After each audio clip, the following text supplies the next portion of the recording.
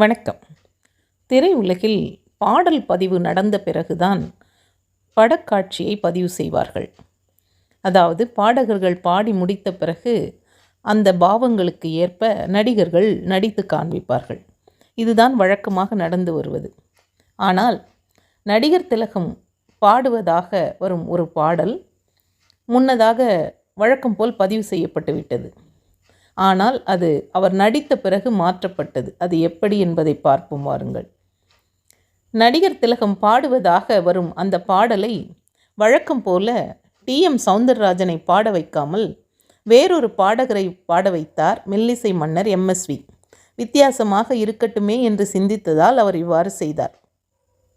மிகவும் உணர்வு பூர்வமான ஒரு சோக பாடல் அது. ஆனாலும் அந்த பாடகர் மிகவும் சிறப்பாக பாடியதால் மெல்லிசை மன்னருக்கு திருப்தி ஏற்பட்டுவிட்டது. சிவாஜியும் அந்த குரலை ஏற்றுக்கொண்டார்.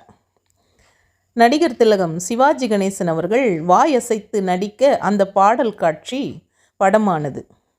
தன் உயிரை கொடுத்து அந்த பாடல் காட்சிக்கு நடித்து தன்னை நிரூபித்தார் சிவாஜி கணேசன்.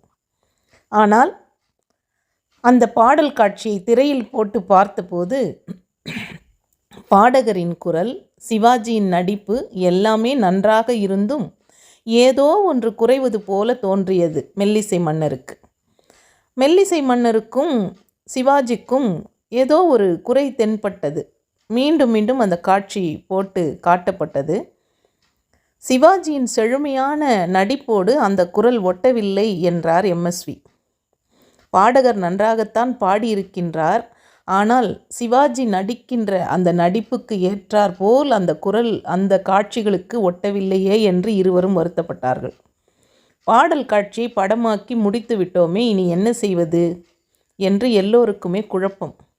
அந்த காலத்தில் இன்றைக்கு இருப்பதைப் போல் அதிநவீன தொழில்நுட்ப வசதிகள் இல்லை. ஆனாலும் எம்.எஸ்.வி. யோசித்து பார்த்தார். திடீரென ஒரு எண்ணம் அவருடைய சிந்தனையில் பளிச்சிட்டது. உடனே அவர் டி.எம். சௌந்தரராஜன் அவர்களை ஸ்டுடியோவிற்கு அழைத்து வந்தார். அந்த பாடலுக்கு சிவாஜி நடித்த காட்சியை திரையில் ஓடவிடும்படி சொன்னார். அதில் சிவாஜியின் வாய் அசைவை பார்த்து அதற்கு ஏற்றபடி அந்த பாடலை பாடும்படி டி.எம்.எஸ்.இடம் வேண்டுகோள் விடுத்தார் எம்.எஸ்.வி. மிகவும் சவாலான ஒரு வேலை. ஆனால் டி.எம்.எஸ்.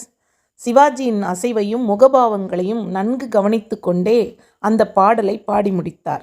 டி.எம்.எஸ். பாடியதை கேட்டதும் எம்.எஸ்.வி. ஓடி வந்து அவரை கை கொடுத்து பாராட்டினார். இந்த பாடல் எம்.எஸ்.வி. டி.எம்.எஸ். இருவருக்கும் ஒரு சவாலான அனுபவமாக மட்டுமல்ல, ஒரு வித்தியாசமான அனுபவமாகவும் இருந்தது. வழக்கமாக டி.எம்.எஸ். பாடிய பாடலை கேட்டு அந்த பாடலுக்கு ஏற்ப சிவாஜி கணேசன் வாய் அசைப்பார். ஆனால் இந்த பாடலை பொறுத்தவரை சிவாஜியின் வாய் அசைவுகளை பார்த்து அதற்கு ஏற்ப டி.எம்.எஸ். பாடினார். டிஜிட்டல், ஸ்டீரியோ, நவீன ட்ராக் சிஸ்டம் போன்ற அதிநவீன வசதிகள் இல்லாத 70களில் கருவிகளை நம்பாமல் திறமையையும் தன்னம்பிக்கையும் மட்டுமே நம்பி இந்த சாதனையை இருவரும் படைத்தனர். இது தமிழ் திரை இசையின் அதிசயம் என்றே சொல்ல வேண்டும். இந்த இசை அதிசயங்களின் கூட்டணியில் பதிவான அந்த பாடல்